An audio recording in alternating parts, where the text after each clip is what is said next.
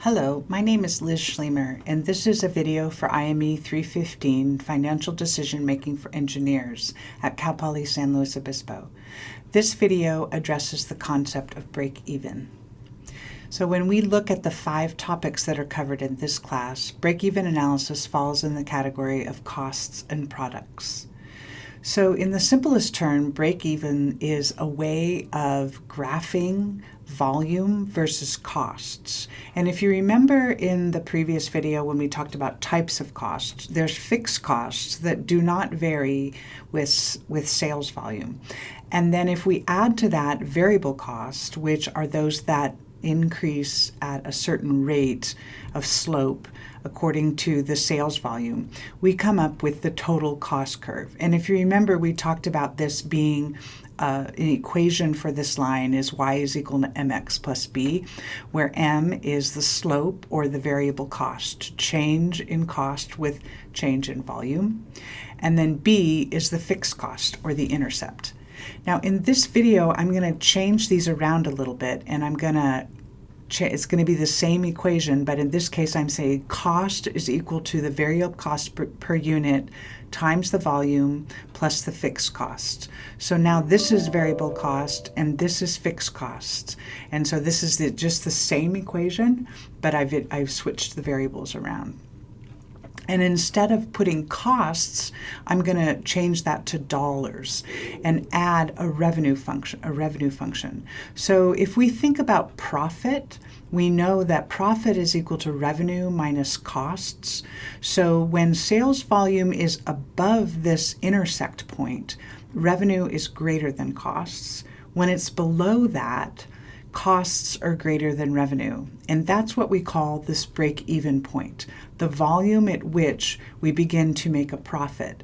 Below that, we have losses. So these are 2 equations, and we look at the point in which they cross. So the first equation that we had is cost is equal to variable cost times volume plus fixed cost. So that's that same equation that I showed you related to the cost graph. And then if we look at the revenue equation, its revenue is equal to price times volume. And we're going to set those equal to each other and say that this at this point is the break-even. And we're going to solve for volume. And so if you just use algebra, we can see that the break-even volume is equal to the fixed cost divided by price minus variable cost. So let's look at an example of this. If the variable cost is $10 per unit, so that would be raw material and touch labor, the fixed cost is $1,000. And in this case, we don't really care what the units of fixed cost is, but they do have a particular unit. Often they're units, dollars per year, or dollars per month, but somehow dollars per a time period. But in this case, the fixed cost is $1,000. And then the price or the amount that we're selling the units for is $23. So you can see our gross margin, if you remember that from when we talked about profits before in the income statement, would be $23 minus $10 times the volume minus the $1,000. And so what we're trying to do is say, well, what volume is such that we have 0 profit?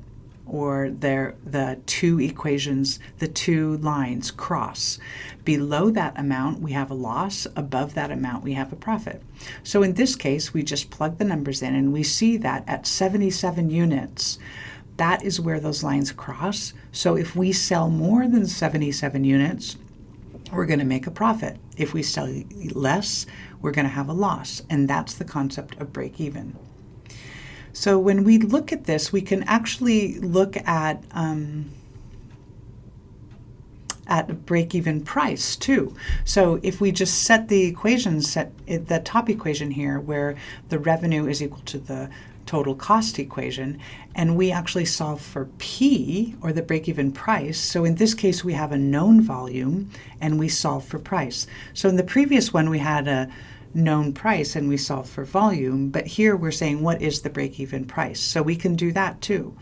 We can even do a break-even fixed costs. So if we have known price, known volume, known variable costs, we can calculate a break-even fixed cost. So break-even can be used in a lot of different analysis techniques. One of the other ways that we use break-even is in a make versus buy decision. So if you remember, what we do here is the equation that says total cost of the make, we contrast that to total cost of purchase. So in many economic decisions, the question is, should we buy a component or should we make it? So this break-even analysis gives us a way to answer that question. So we look at the total cost of making the product versus the total cost of purchasing it. So if the total cost of making includes a fixed cost, say of buying a machines, and then a per unit cost, so that's why this would have an intercept and then a lower slope, versus purchasing it, it will just there's no upfront cost or no fixed cost. It's just a variable cost of purchasing it.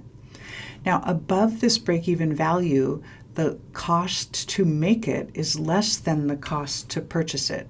So in that case, we would say we should make it. But down below this break-even, the cost of purchase is the lowest cost alternative. So that's why we have a question about what's the break-even in a make versus buy equation. So the total cost of making it is the variable cost times the volume plus the fixed cost. Again, this is that same mx plus b equation. The cost of buying it is the purchase per unit cost times the volume. So again, we do, this is the values that we're going to be using when we do this calculation. And we're going to set those two equations equal to each other because we want to know where they cross. And if you do that, you can see the break-even volume is equal to the fixed cost divided by the purchase price minus the variable cost. So let's just again look at an example. Let's say the cost to make this is $10,000 fixed cost and then $5 per unit. But if we wanted to buy it, it would be $7 per unit. So we do an analysis and we see that actually we plug it into that equation and we see that the break-even volume is 5,000 units. You might want to verify that you have that same answer here. So that means that if we're going to be making or selling more than 500 units, then it's better to make the product. If we're going to be selling less than 5,000 units, it's going to be better to purchase the product. So that's a couple different ways of understanding this break-even analysis problem. And again, this is the 5 areas that we're covering in this class. And this particular video had to do with the cost of products.